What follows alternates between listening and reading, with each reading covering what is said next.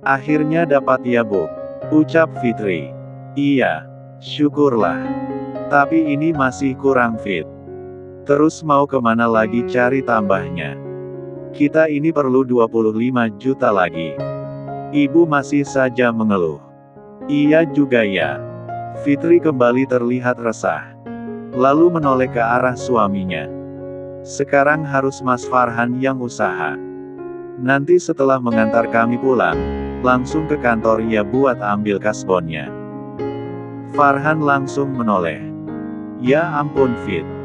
Kasbon kan bisa diambil besok. Protes Farhan. Ya tidak bisa Mas.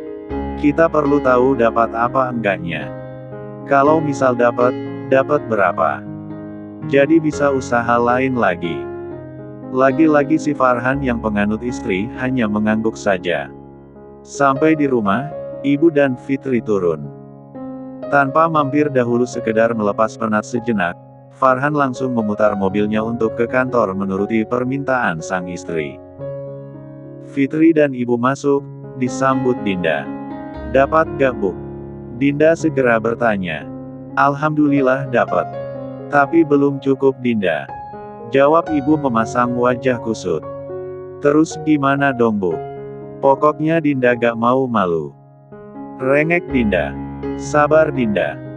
Kita nunggu Mas Farhan dulu, dia lagi ngambil kasbon ke kantornya. Siapa tahu dapat banyak. Jadi bisa cukup. Sahut Dinda. Ya itu dia masalahnya. Kalau dapat kalau tidak. Kita harus bisa mikirin cari sabetan di mana.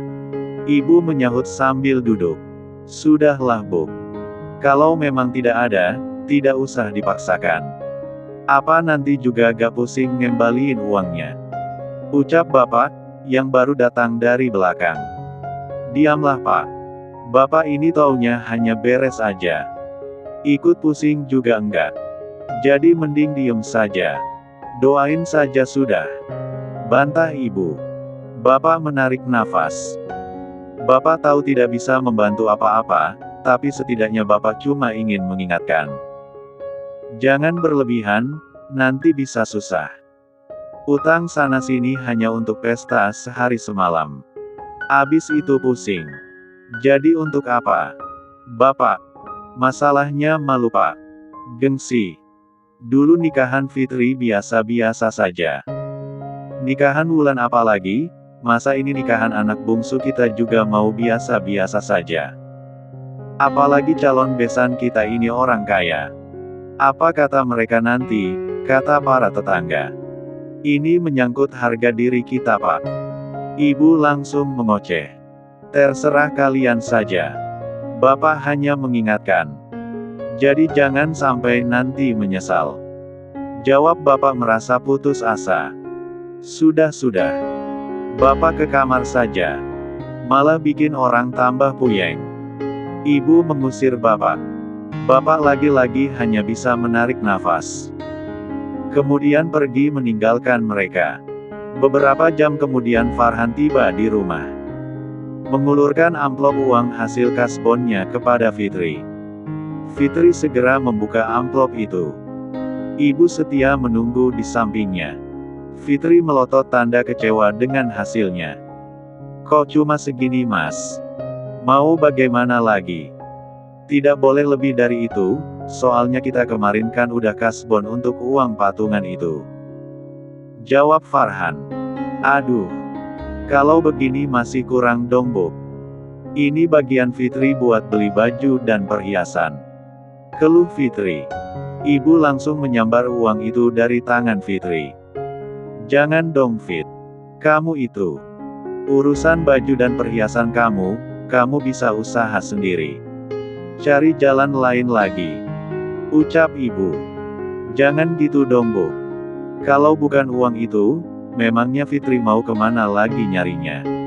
Ya usahalah Fitri. Jawab ibu. Aduh.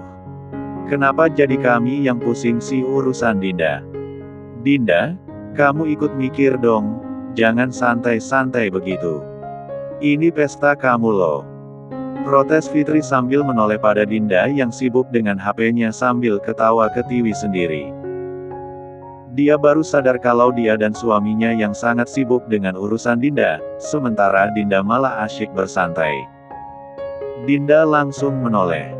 "Mbak, sudah seharusnya Mbak sibuk seperti ini. Apa tidak ingat, waktu nikahan Mbak sama Mas Farhan dulu? Siapa yang sibuk? Aku sama Ibu. Sampai modal Ibu habis, sampai aku bela-belain pinjol sana-sini. Dikejar DC sampai ke kerjaan. Jadi wajar kalau Mbak dan Mas Farhan sekarang harus ikut repot." "Balas budi," sahut ketus Dinda.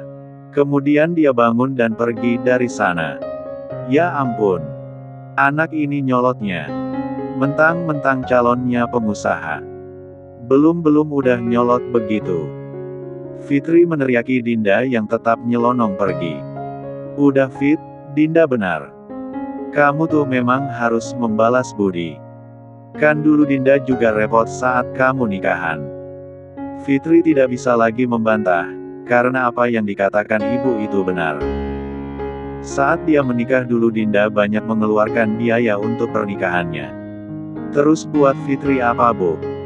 Semua uang udah untuk Ibu," keluh Fitri. Ibu juga tidak bisa memberi pendapat. Namun tiba-tiba dia punya ide. "Pinjol aja, seperti Dinda waktu nikahan kamu dulu." Fitri langsung tersenyum.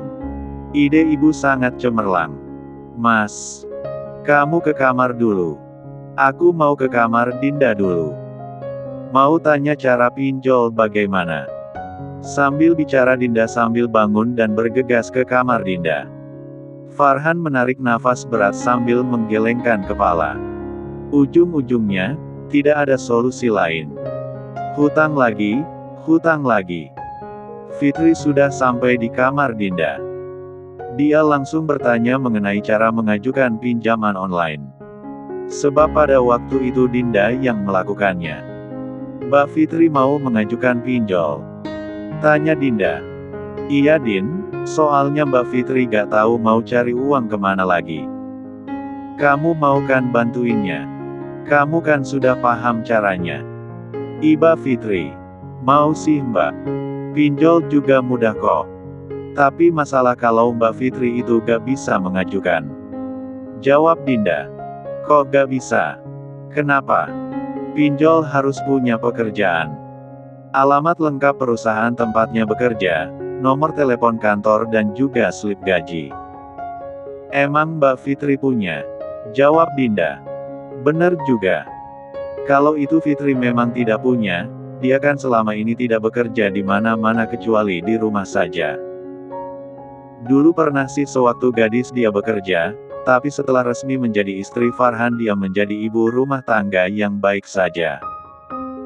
Fitri berpikir sejenak, kalau harus punya pekerjaan dan slip gaji, artinya suaminya bisa. "Kalau Mas Farhan berarti bisa ya Din?" Dia bertanya dulu pada Dinda. "Nah, kalau Mas Farhan tentu bisa. Tapi, apa dia mau Mbak, mangap-mangap depan kamera? Selfie begitu?" Jawab Dinda. "Memang harus begitu ya?" "Iyalah.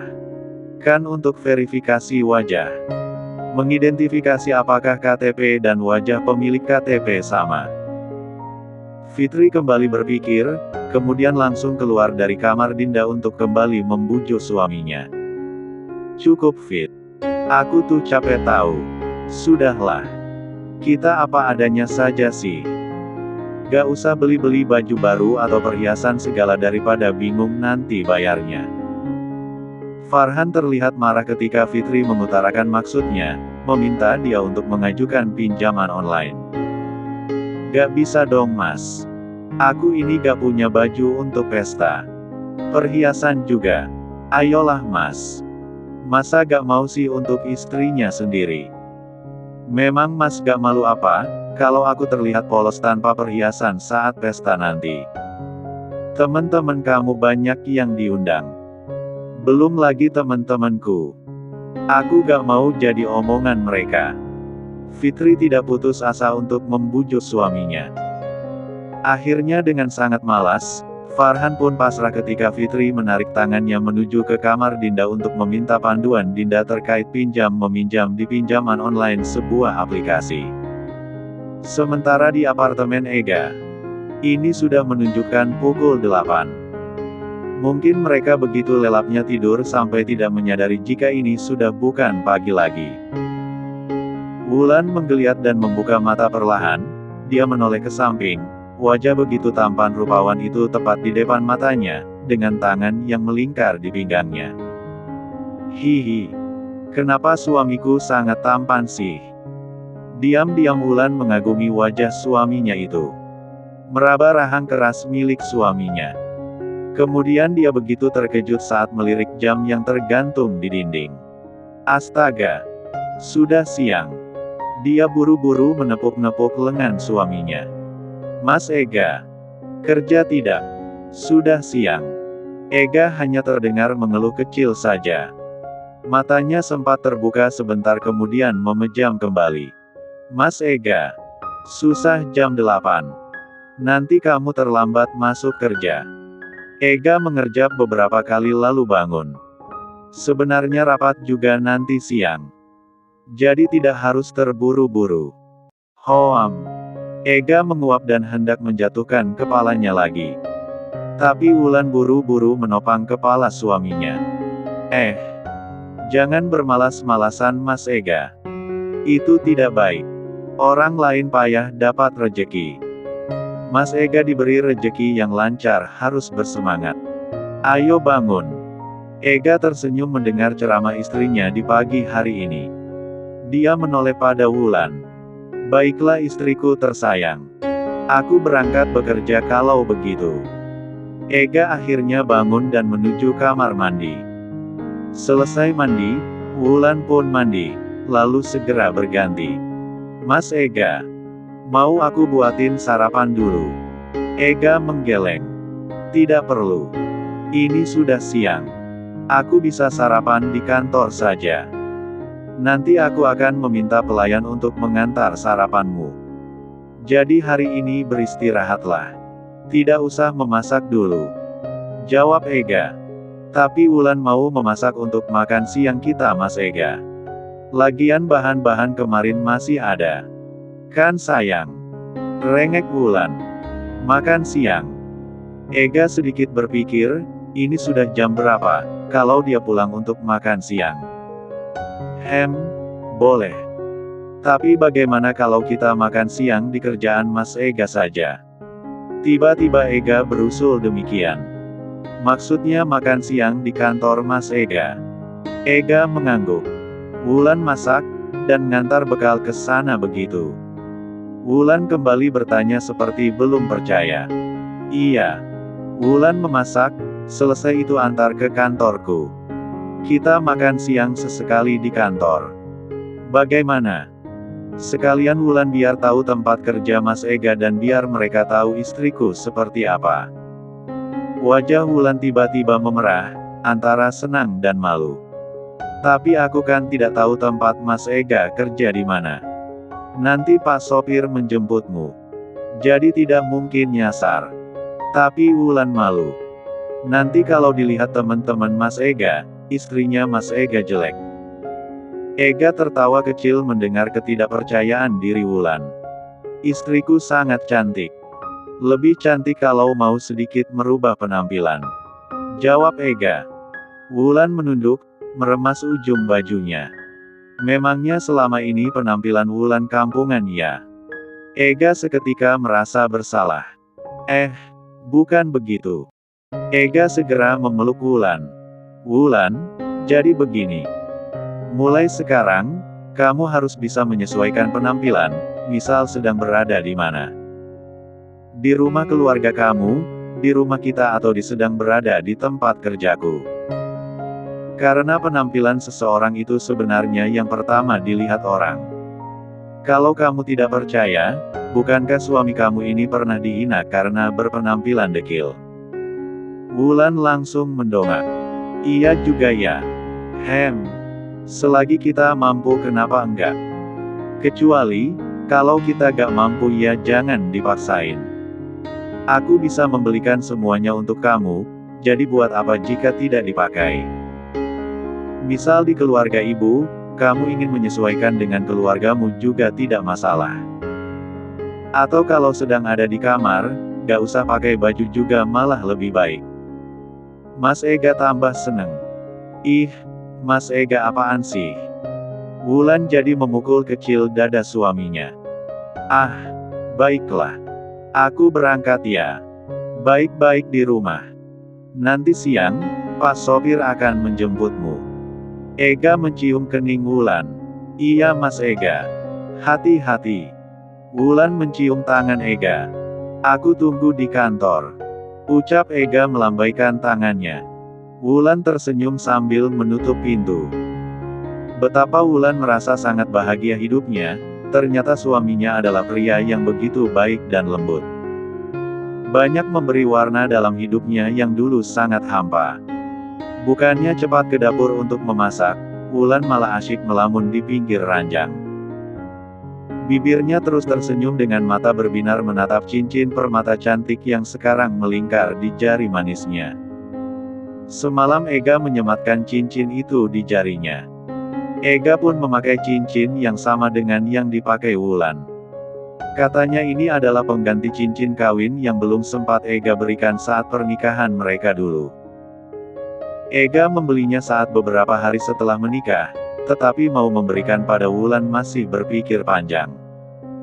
Selama masih tinggal di rumah ibu, itu pasti akan menjadi masalah. Makanya Ega menunjukkan cincin itu semalam.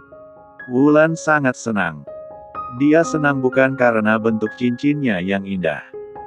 Dia juga senang bukan karena harga cincin itu yang selangit. Mana Wulan sadar, kalau cincin yang ia pakai itu seharga dengan kalung berlian yang Ega berikan waktu itu. Wulan senang melainkan selama ini dia sangat ingin punya sebuah cincin. Apalagi cincin dan pasangannya. Dan keinginan Wulan tiba-tiba terkabul tanpa dia harus mengutarakannya. Ih, Mas Ega baik banget ya. Udah tampan, ternyata kaya, gak pelit. Ya ampun. Kok bisa ya, aku tiba-tiba dapat suami seperti dia. Mimpi apa aku dulu? Wulan tersenyum-senyum sendiri. Lalu teringat pertama bertemu dan tiba-tiba menikah dengan Ega. Jika bukan karena perjodohan dari bapak, jika bukan karena paksaan dari ibu, jika bukan karena Dinda merengek siang malam meminta dia menikah duluan, mungkin dia tidak bertemu dengan suaminya.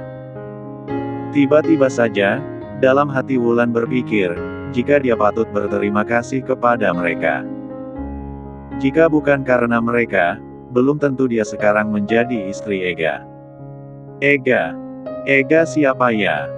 Wulan malu sendiri, karena tidak ingat nama panjang suaminya sendiri. Padahal dulu disebut saat ijab kabul mereka.